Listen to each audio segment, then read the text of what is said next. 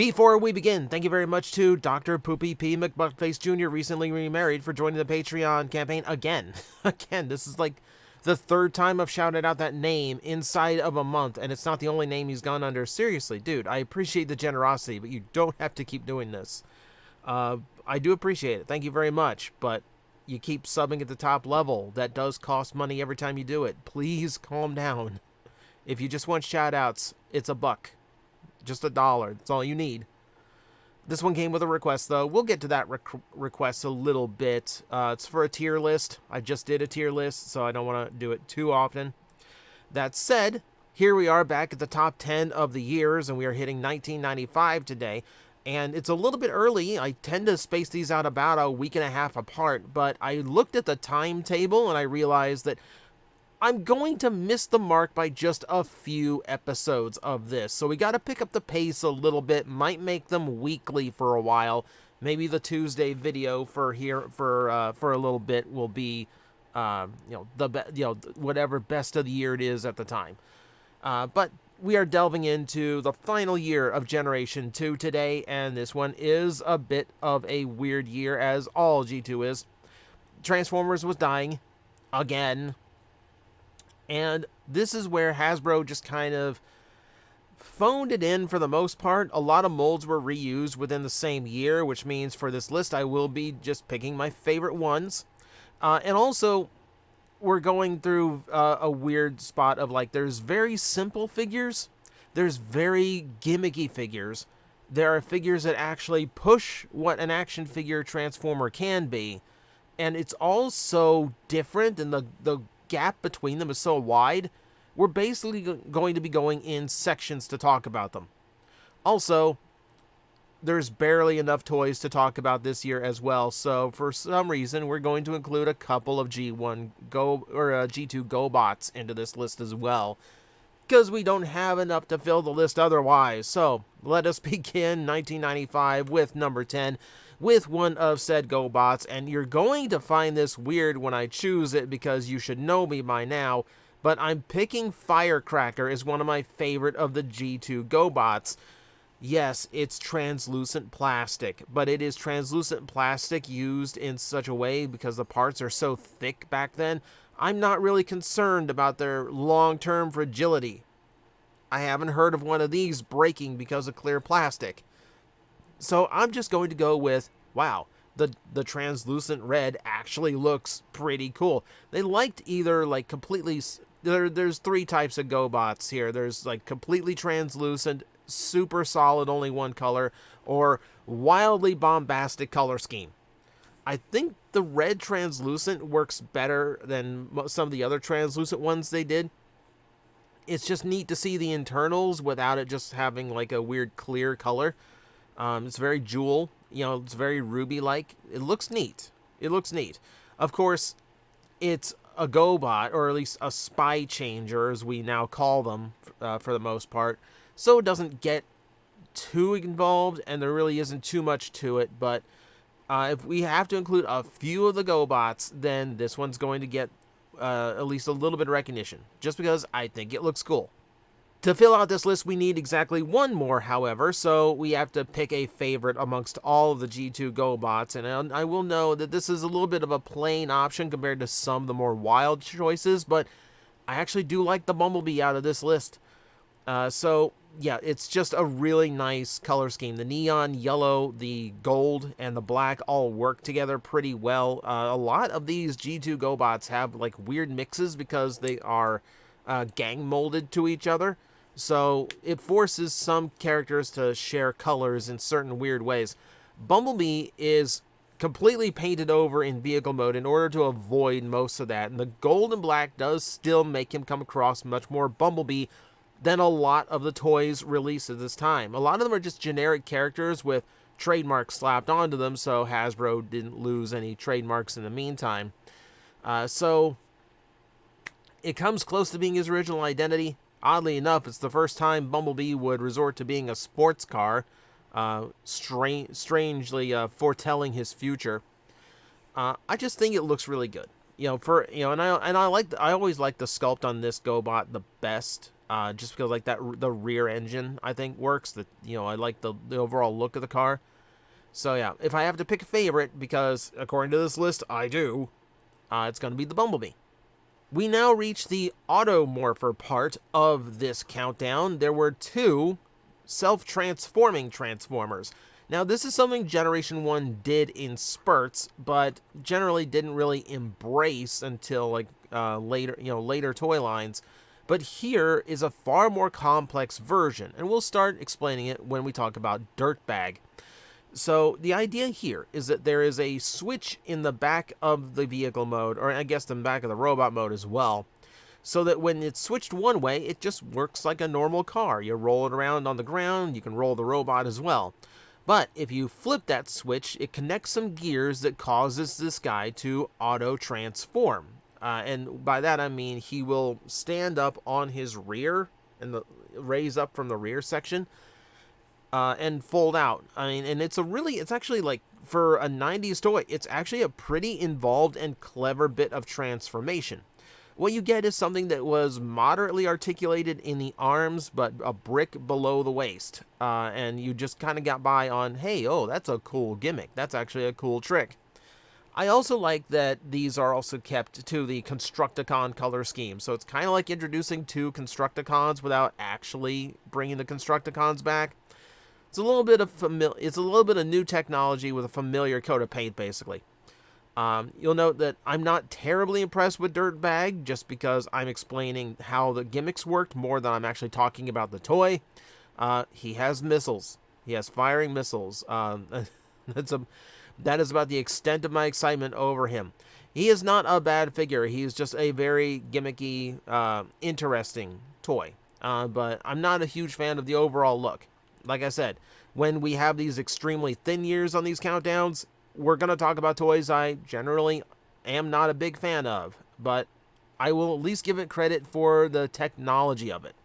But like I said, there were 2 released in 1995, and that second one, it does hit my favor a little bit more, and that would be Roadblock. Roadblock also has some missile gimmicks to him, though he keeps it to 1 arm and just a bunch of spare missiles. It leads to him having a far better looking robot mode than his brethren. And also, I just think it's a more interesting design than the dump truck. The buzzsaw hand is a neat little inclusion. You didn't get anything like that in Transformers back then. Overall, it's a nice look. I mean, like the bucket scoop as the chest, that's another classic Constructicon look. So that works too. Again, yeah, I just think this one comes across better. I think it's doing something a little bit more interesting. Just think it looks better overall. Ultimately, they are the same toy. It's the exact same Automorph gimmick. They just behave a little bit differently. And they keep even the same color schemes. They are, they exactly identical colors. But yeah, one of them has to come first, and I think Roadblock just beats out Dirtbag as far as just looking like a better robot. Our next segment is the continuation of the laser rods, which now are laser cycles. Moving on from the hot rods, they have switched over to motorbikes, and again, only 2 released. We've done a whole video about canceled Generation 2 toys. There's a ton of them. Please go check that out if you want to find out what you missed out on, including 2 of the Automorphers that didn't come out until a Japanese Beast Wars line revived them. But for now, we're going to be talking about motorcycles, and that starts with Road Pig. I hate the name Road Pig, by the way. It's just not a pleasant name in the least. He's turning into a more old-school motorcycle with a big windscreen up the front, something a little bit more along the lines like an 80s police motorcycle. I'm not up on my motorcycle brands, so like when my brain says, like, call it a Harley Davidson, I don't know if that's correct or not, so I'm trying to avoid that. Overall, it's the kind of color scheme that you don't really go wrong with. It's red, it's black, it hits a gold. All I'm going to say is I really wish it was spread out a little bit more, because it does look a little bit plain. And for the vehicle mode, that's fine. He does look fairly realistic in the vehicle mode, minus some parts that should be chrome rather than black. But overall, yeah, he's not a bad figure. And again, Hasbro going into more articulated figures, kind of pushing what it can do as an action figure, not just a Transformer. And the fact that it does have a neat laser gimmick that works in both modes, not a bad choice. I just think it's a little bit clunky as far as just robots go, especially in the legs. It's a little bit haphazard, but yeah, not bad. For 1995, yeah, not bad at all. And now we get to his Autobot counterpart, which, no surprise, is very similar but also very different. So let's talk about Road Rocket. So color scheme, again, very close. So instead of primarily black with red, now he is primarily red with black. We're not using gold as the accent. The blue does set him apart a little bit more, and he's a more modern motorcycle rather than kind of the old school look. I do like the overall look of this one better, and I really like how the wheels are handled. Instead, like, he does have a backpack because that's where his electronics and his battery have to go. But I do like the idea, because he's going for this ninja aesthetic to his sculpt. I mentioned this when we talked about G2 Jazz recently.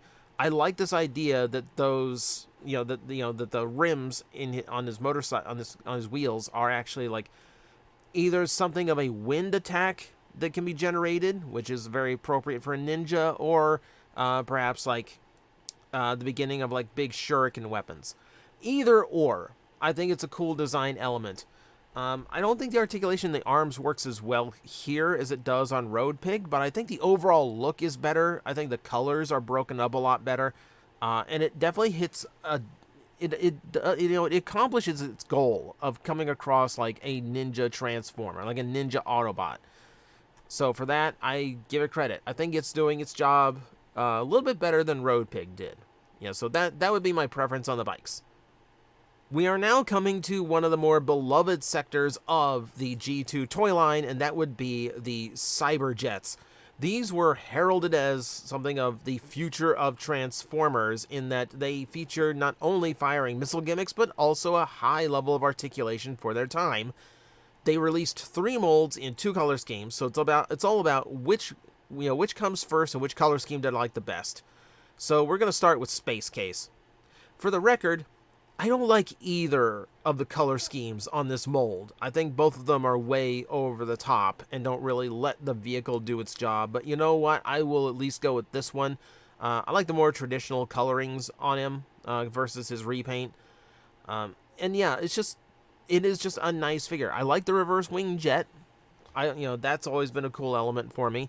And yeah, like just the idea that you get this like firing missiles gimmick along with all this nice articulation. This is where Hasbro really started to really embrace the ball joint.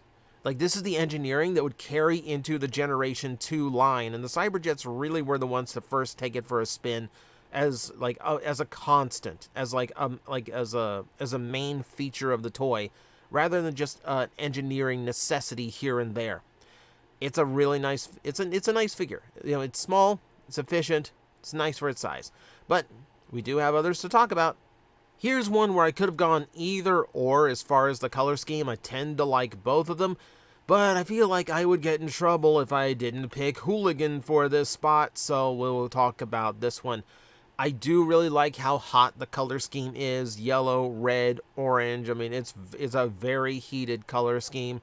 To the point where I feel like something fire-based for the name would have been a little bit more effective than Hooligan. But we'll give it its credit. We'll give it its credit. Like, a lot of people still really like Hooligan. And how can you not? I mean, it's a very fashionable Transformer with this tiger stripe jet mode. That actually looks pretty sick. And again, the missile launcher gimmick, the articulation level, and this sculpting. Like, he has familiar details, with the shoulder stacks, like a traditional Seeker. But he definitely does things his own way. I like the overall look that some of these Cyberjets have as well, with like the visor that goes down into the mouth plate as well. It definitely gives them a unique appearance that I really, really appreciate. Yeah, Hooligan just stands out. How can he not with this color scheme? You know, it's just a really unique looking figure, and unique for the Decepticons. So yeah, I like it. I like it quite a bit. One Cyberjet to go, so you know who it is. It's mostly about which color scheme did I prefer, and if you took anything from Space Case, you'll realize I don't like the things that are overtly flashy, so we're going to give the nod here to Air Raid. Yes, he is a much more simplified color scheme than some of the Cyberjets, but I do like it quite a bit better.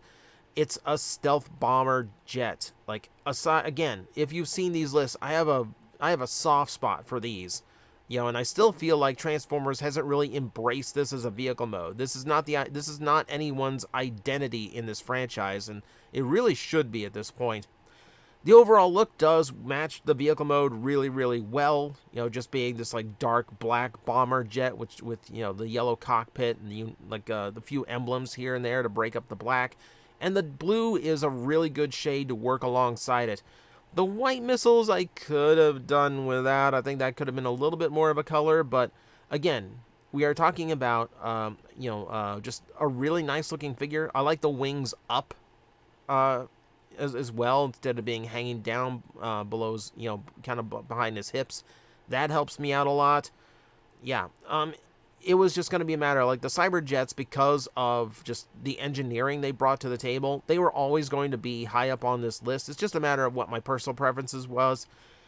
You're free to rearrange these in whatever order you want, or pick a different color scheme above the ones I've chosen. But for me, Air Raid's the nicest one. It's just my opinion. There should not be any surprise or doubt of what number 1 is. Even if you hadn't clicked on this video yet, you knew what number 1 was going to be.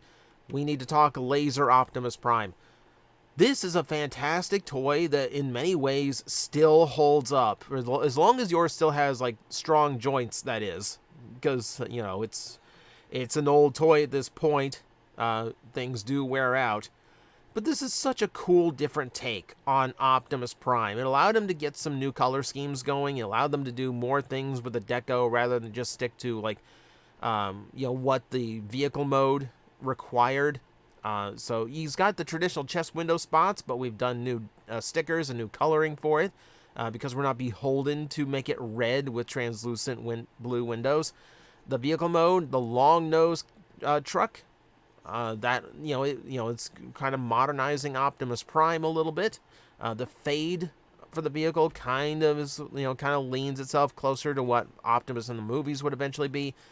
And then there is that trailer. So the tanker trailer is already cool, but then they load that thing with gimmicks. So you've got a disc launcher, you've got missile launchers, you've got the attack tower. Like, there's just a lot going on here, and a pressure fire missile as well.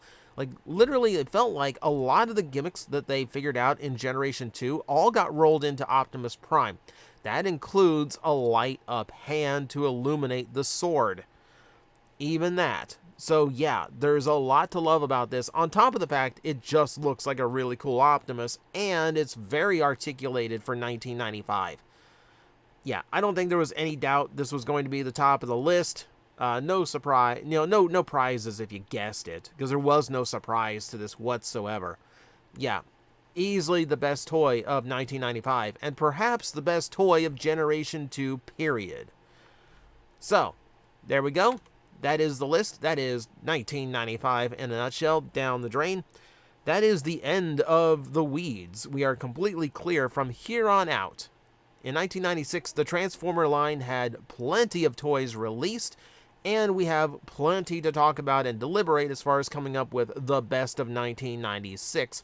And from there on out, we don't have to worry about quantity of toys until after the live-action movies made the toy lines explode, and then we have to narrow down toy lines of like 100 down to just 10. New challenges on the way. But for now, that was 1995. Thank you very much for watching. As always, I will see you next time.